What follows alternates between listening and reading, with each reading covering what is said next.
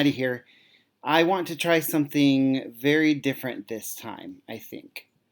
I want to try doing a sort of robust lecture for these last 2 weeks for drama and see how that goes for you. I think I may actually split it up into two different lectures.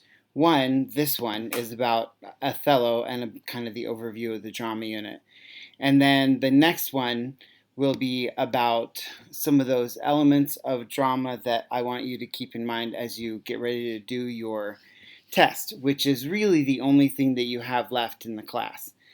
There are a few odds and ends of things, but nothing is required except for the test. Let's see. So, got the test. So this week we will be taking a look at Othello as a play. The very first time I worked through Othello myself, it sucked, right? Bad, because it's not fun. Shakespeare is not necessarily my cup of tea. I'll be honest with you.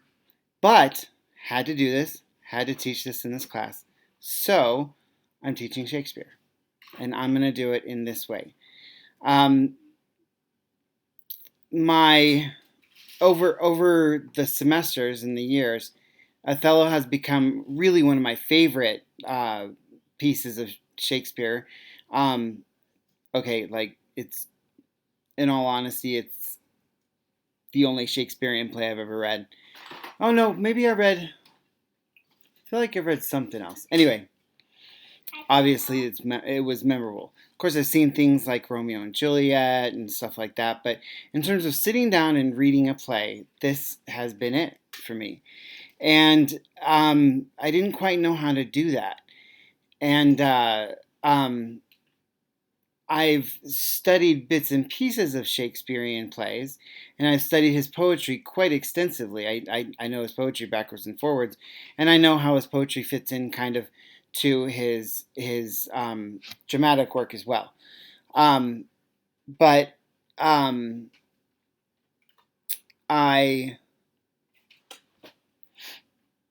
Othello is not necessarily a fun play at first glance. And the reason for that is because it deals, not only is it Shakespearean, hard to understand, and so on and so forth, which I'm going to show you a trick for that. But not only is that the case, but also Othello deals with themes and settings and so forth that aren't readily accessible, in my opinion. In other words, Othello is about war in the Renaissance. It is about blackness, racial stereotypes. It's about slavery. It's about betrayal, and of course those surface level things. But I want to talk to you a little bit about some stuff about Othello that I hope you will take away from this, and it'll help you out. So Othello is the play that you're going to be looking at for your test. So it's important that you do work through this play. It's not going to be enough to just watch this overview. Excuse me. Good Lord. I need to get my hair cut. But it's all backwards in the screen as I'm videoing, as I'm recording. So it's like the TikTok thing that flips your screen. Anyway, it's annoying. So I need a good Brett, like right here. There we go. Anyway, so one of the big ways that I've come to understand this play has been through this video that we're about to watch. And we're going to watch this video, and then we're also I'm going to pause it at certain spots, and I'm going to make some commentary and stuff like that. But this gives one of the best overviews. And there's lots and lots and lots of summaries and overviews on YouTube, um, um, Spark Notes. In fact, I want you to use Spark Notes. I'll show you why in a bit. But let's watch this 5-minute video, and I'll stop it periodically, and I'll make some comments. This is by Cracked, the crack.com, and this is called Thug Notes, and they basically take a look at classical literature. So here we go. Let me go back in there. Okay.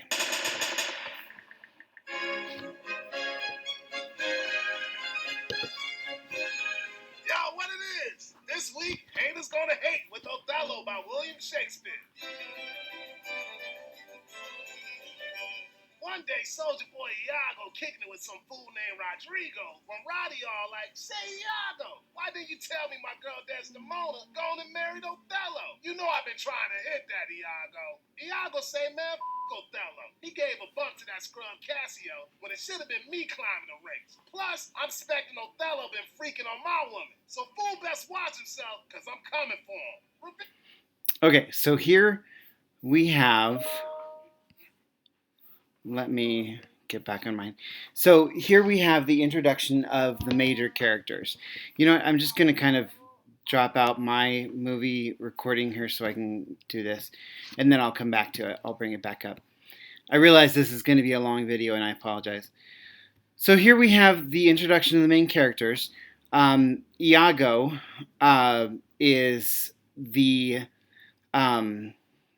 bad guy, the antagonist, right? Although it's not quite as simple as all that. Roderigo, I want to get this right, so let me take a look at this. Roderigo Othello. Spark Notes is your best friend for classical literature. Let me tell you. Roderigo. Jealous suitor of Desdemona. Daddy. Okay. Hold on, bud. I'm in the middle of a video, okay? That was my sentiment. You want to say hi? It looks like this fell at your phone, but your phone turned off if it turned off the TV. Okay. Don't worry about it. I'll get it on after I do the video. Sorry, folks. I'll try and cut this part out, but, you know, whatever. So Roderigo. Get down. Get down. I need you to find something to do that is not destructive and that is quiet. Can you do your magnetic blocks? You can do Legos or magnetic blocks or read a book. Thank you. Okay. Here I am. I'm back. Okay, so Roderigo basically is just some dude who's essentially jealous of Othello. And all like, say Iago, why didn't you tell me my girl Desdemona gone and married Othello? I've been trying to hit that.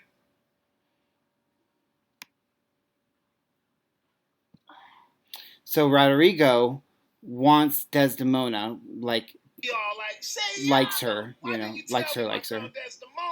But you know I've been trying to hit that, Iago. Iago say, man, Othello. He gave a bump to that scrub Cassio when it should have been me climbing. Okay, this is exactly why Iago is basically pissed off in this whole play. Othello, who is essentially like a god in this army, he leads the whole army, made Cassio his second in command. And Iago is in theory Othello's closest confidant and stuff like that. So Iago's pissed. Plus, I'm suspecting Othello been freaking on my woman. So also he says, oh yeah, and by the way, he's screwing Amelia, and he wasn't, of course. I'm suspecting Othello been freaking on my. here is where some of the other stuff comes in that I want to talk about. Let me go back to my movie recording so you can see my face. Not that I blame you. Just saying. Okay. So good. It's gonna be a long video anyway, so I'm just trying to get my hair right. Okay. But my theory is that if you watch this video and you pay attention to this video, pay attention to the next video, and then you watch Othello instead of read it, you are going to be golden. I'm telling you. So, Amazon right there. So anyway, okay. So here we have some main characters. We've got Iago. We've got Emilia. We've got Othello. We've got Cassio, and we've got Roderigo, I believe. So, Othello. He gave a bump to that scrub Cassio when it should have been me climbing the race. Plus, I'm suspecting Othello been freaking on my woman. So fool best watch himself. 1 second. I'm gonna. Damn, sucker. When word come to Desi's poppy, he get all up in Othello's business and say, "Bitch, did your black ass cast a spell on my daughter?" Othello like, "Nah, blood. Ever since I told her about all this shit I've seen, she's been all up on this." Desdemona come in and sets Daddy straight and joins Othello on his. Okay, and basically that's the end of the first act. So Brabantio as a friend of Othello. General. Oh, okay. So Desdemona. I mean, is like typical Shakespeare, right? Desdemona and Othello, basically like get married in secret. Brabantio, who is Desdemona's dad, is pissed off about this because he's a good friend of Othello, but he marries his daughter. Othello marries his daughter in secret, right? So I have some theories about this.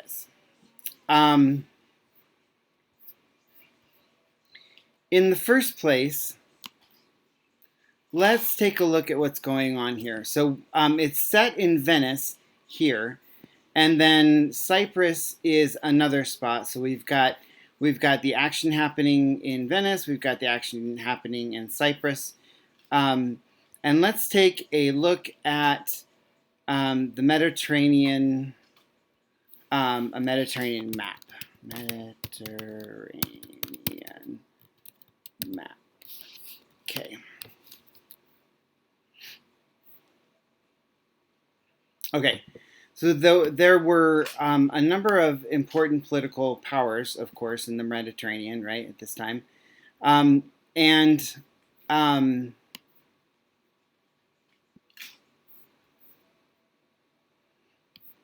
oh, I wonder if actually, you know what I'm going to do? By the way, this would be class if you were watching this in class, so don't sweat it. Mediterranean map, Othello. Let's see if we can.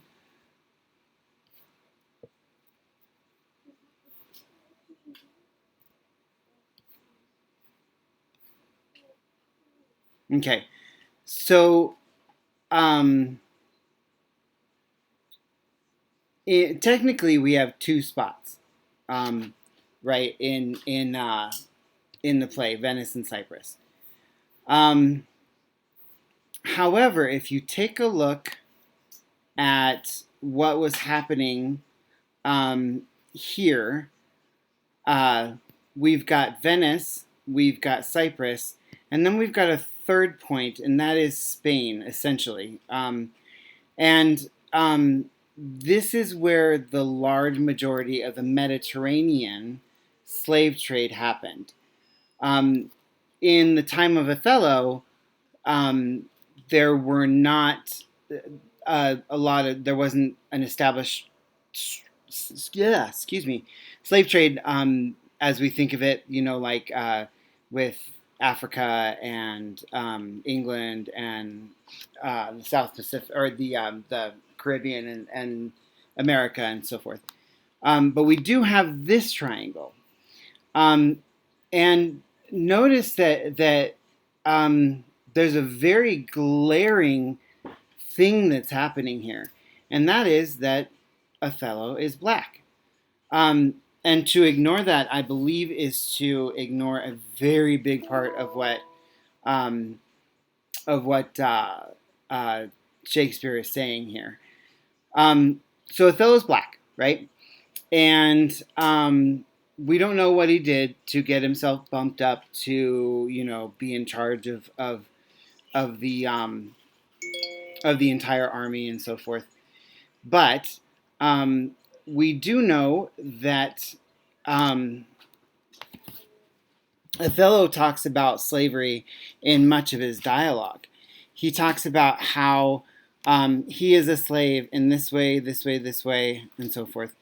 Um, but what's weird is that he doesn't talk about himself as a slave. He alludes to it though quite a bit. He'll talk about himself in captivity, stuff like that. So here's what I think. What I think personally is going on. I think personally that Othello is a sort of metaphorical bird in a gilded cage, right? So, in other words, Othello is still very much a slave, and Othello is also very high ranking, and so Othello is sort of cast into the role as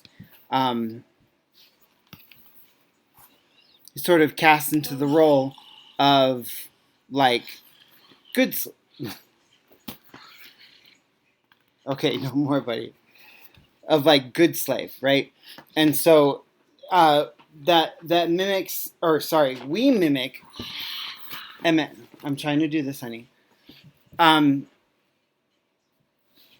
we mimic what happens there in our society by I forget the exact term, but in the theory it talks about the good black man kind of thing, right? The one who is able to remove himself from that society and function in a sort of white society, right? So Othello works in this role, and of course we know that that's bullshit, right? Um, uh, People should never have to eliminate their own identities in order to do something else. But I think that Shakespeare was explaining how important Othello was in this context. He wasn't just one of the good guys. He was one of the people who was better than the best. So with that in mind, let's take a look. Continue to take a look. Be rolling up on Cyprus. Up in Cyprus, Iago tricks Othello's number 2 man Cassio into throwing back a little too much drink. When Othello sees Sea Dog acting a fool, he gives him the boot. But Iago ain't done messing. He tell Cassio, say bruh, you should hit up Desdemona and ask if she can get Othello to smooth things over. But on the real, Iago playing dirty. He tell Othello he best watch his bitch because she might be getting down with Cassio. Okay, so basically, Iago gives Cassio too much to drink. Cassio gets drunk and starts being an idiot, gets into a fight, I believe. And Othello fires him. Iago, not only being the evil guy, but also the underhanded, manipulative guy who wants to be seen as good, he goes to Desdemona and he says, "Hey, do you think you could get Iago to, or do you think you could get Othello to smooth things over, um, or do you think you could smooth things over for Cassio?" Ain't buying it at first, but when Iago plants one of Desdemona handkerchiefs and Cassio, and it gets kind of shady because Iago makes sure that there's a handkerchief of Cassio's in the bed, and yeah. real brothers start wondering. And Othello get all turned up when he sees Cassio going on about some woman he playing, cause Iago make Othello think C-Money talking dirty about Desdemona. After that, Othello say, man, I'm gonna ice that bitch. Iago, if you my man, you'll murk Cassio, son. Not wanting to get his hands dirty, Iago convinces Rodrigo to kill Cassio. Even though shit goes sideways, Iago still comes out on top. Rodrigo can't snitch since Iago put his ass 6 feet deep, and Cassio... Iago kills Rodrigo, so Rodrigo can't talk. A gnarly cut. Later, Othello rolls up on his woman and straight chokes the bitch to death. Okay, so he gets to this point where he's really upset and he murders Desdemona because he places the blame on her, which, I mean, we could talk about that all day also. There's a lot that Shakespeare, I think, is saying here. So, Lady Amelia comes in. She's like, what the f***, Othello? Othello tells her what's up, and Amelia immediately calls Iago out, saying he been lying his ass off. Iago like, bitch, shut up, and ends her. Damn, what is this, the NFL? Knowing he got played, Othello stabs Iago, then ices himself before the popo can put him away for good. Damn. And that's it. So he Pika, boom, boom, pika, pika, boom, boom, pika, pika, boom, boom. There's some more stuff about like Desdemona's ghost and some other things. Emmett, hush, please. You're doing really well, really well. I'm gonna have to go pretty soon. But anyway, so kills Desdemona, then kills himself. Somehow, Shakespearean tragedies. Everybody dies. Ain't no doubt that fool Iago does some dirty shit up in his play. But as bad as he is, you can't deny that brother do his own thing, and with style. In following him, I follow but myself. Heaven is my judge, not I for love and duty, but seeming so for my peculiar end. For when my outward action doth demonstrate the native act and figure of my heart and compliment extern, 'tis not long after that I will wear my heart upon my sleeve, for dolls to peck at. I am not...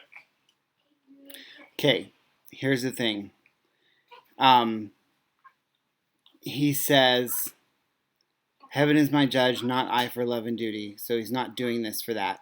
Seeming so for my peculiar end, for when my outward action doth demonstrate the native act and figure of my heart in compliment extern.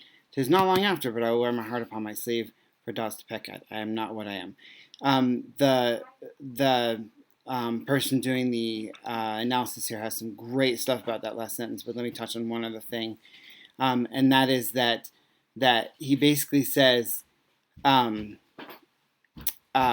this is me. I ain't changing for nobody.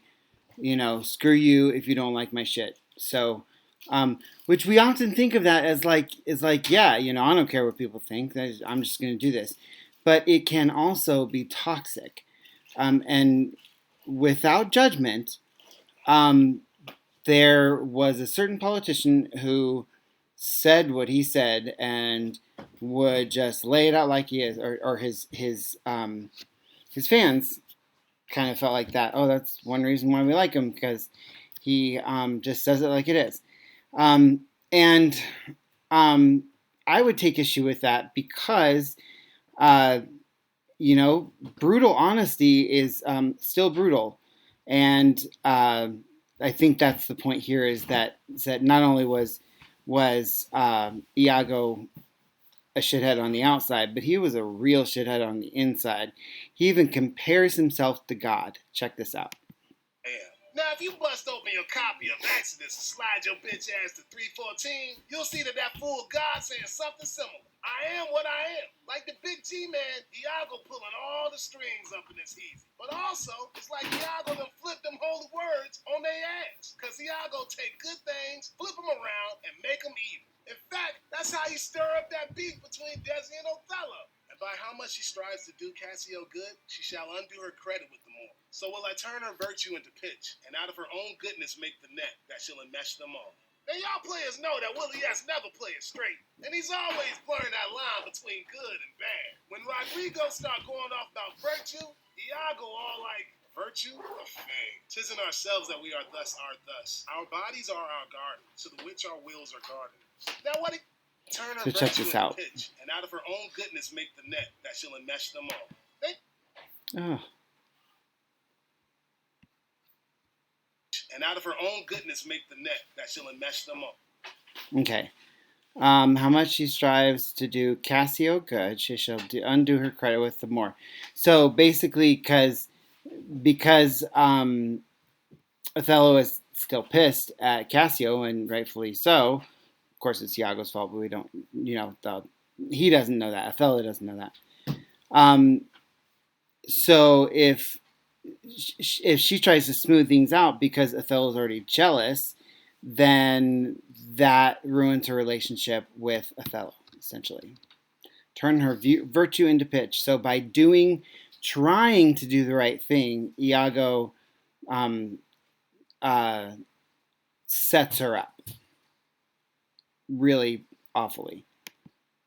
Now, y'all players know that Willie S. never plays straight, and he's always blurring that line between good and bad. When Rodrigo start going off about virtue, Iago all like, virtue? A fig. 'Tis in ourselves that we are thus. Our bodies are our gardens, to the which our wills are gardeners. Now, what Iago really saying is all hustlers are gardens, and which our wills are gardeners. So what is he saying here? That's my question. Bodies are our gardens, to the which our wills are gardeners. I'm going to leave that alone. I have some ideas about what it is. So he's questioning virtue. Virtue, a fig, and fig is basically f that. 'Tis in ourselves that we are thus or thus. Our bodies are our gardens, to the which our wills are gardeners. So he explains this a little bit here. What Iago really saying is all hustlers are gardens, and the only one saying what you got to plant is yourself, not God or anybody else. You make yourself what you want to be.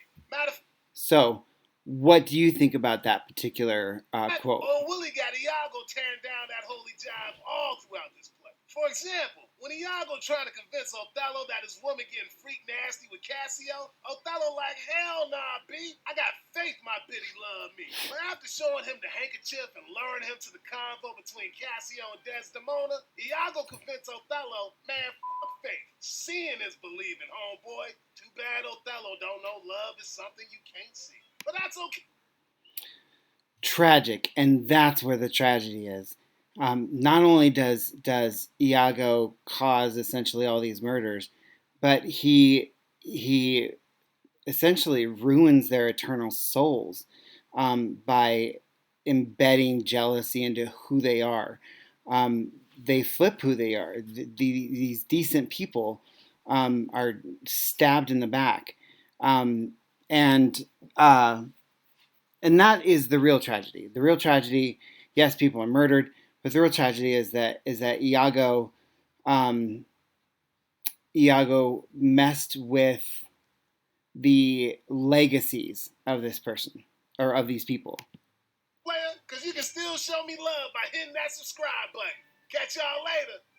Peace. They're really good. You've got he's got a ton of these. Anyway, so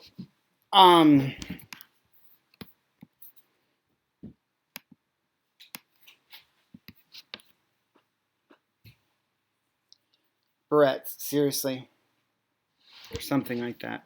Okay, so one other thing I kind of want to take a look at, if I can find it before you kill me, because this is a very long video, and I know I've said that a few times, but I get it. Okay. Othello's primary relationship with Venice, so the army that he leads, is one of service. One of the play's enduring preoccupations is what the rewards of service are or should be. This is also, of course, what the rewards are. This is also, of course, in a different register, Iago's preoccupation, particularly about Cassio's promotion over him. So Iago sees this as a sense of justice, right? He needs to have this justice righted, and as long as there are people basically who are alive, the justice isn't going to be righted for him. So in his mind, he is very much in the right. There was one other thing. Um, this one. Um, ah, is equally possible to read the lines in the final scene of Othello, and you've got I believe the final scene is on the test. But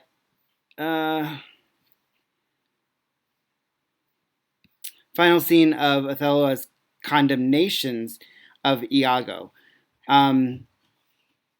There are one of the very famous Crusaders was named. I thought it was in there, but I didn't find it. So, was named Santiago the Moor Slayer. So, some scholars believe that Santiago comes or Iago comes from Santiago, and specifically, is inspired by the Moor Slayer Crusader of that time. So, Saint Santiago.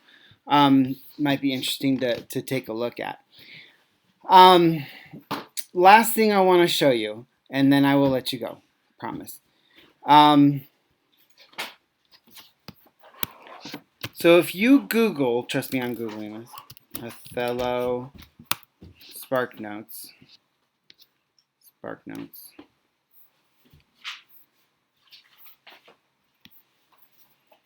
And you go to the No Fear translation. It doesn't have this with everything, but it does have it with Othello and many other Shakespearean plays. It will show you, check this out,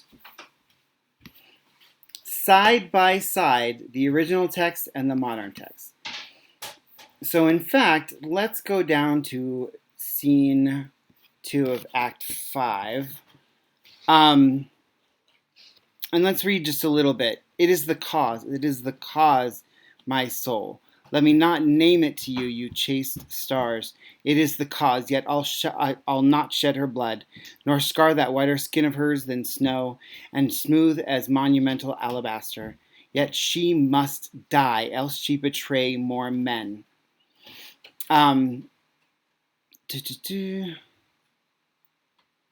Put out the light, and then put out the light. If I quench thee, thou flaming minister, I can again thy former light restore. Should I repent me, and blah, blah, blah. So let's read the first part here. Othello. I have to do it. It is the cause. I have to keep reason in my mind. I won't say out loud what my reason is, but I have to do it. But I won't shed any of her blood or scar that beautiful skin whiter than snow and smooth as the finest marble. But she's got to die or she'll cheat on other men. Put out the light of her candle, and then put out the light of her heart. If I extinguish the candle, I can light it again if I regret it. But once I kill you, you beautiful fake woman, thou flaming minister, I do not know the magic that could bring you back. When I pluck this rose, I can't make it grow again.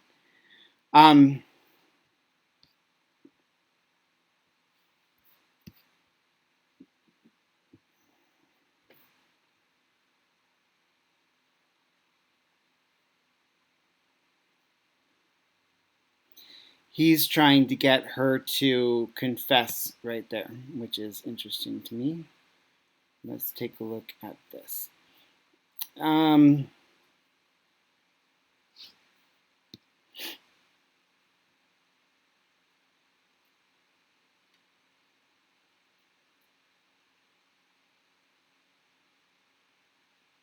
Okay. Anyway, this is a way to do this. To read the play in like normal language, and I would really suggest that. In D2L, you'll find in D2L you will find a oops, I think it's in Unit 3 drama. I actually have to remove this video because I'm going to let you put this video up.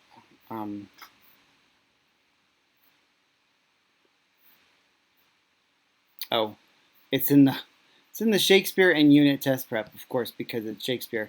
So you can listen to it, you can read it, and if you spend $3, you can watch Othello, the Lawrence Fishburne version. It is fantastic. You won't regret. It's $3 well spent. I don't think there's any place where you can stream it for free, but I encourage you to watch it if you can. There are some versions that are available online for you to watch. But the Lawrence Fishburne version, Kenneth Branagh, definitely my favorite. So that is about it. I know this was a long video, but hopefully you are understanding Othello better, and that's the big thing for you to do this week, is to get through Othello. I'll do another video probably tomorrow because this one was a long one, and I will get that posted too, and it's got some of the bits and pieces that you'll have to know for the test, some of the terminology and stuff like that. And then the test will be the other big thing. So this week, get Othello read, and pay close attention to Act 5. So I hope you guys have a wonderful day, and I will see you this week. Text me if you need anything.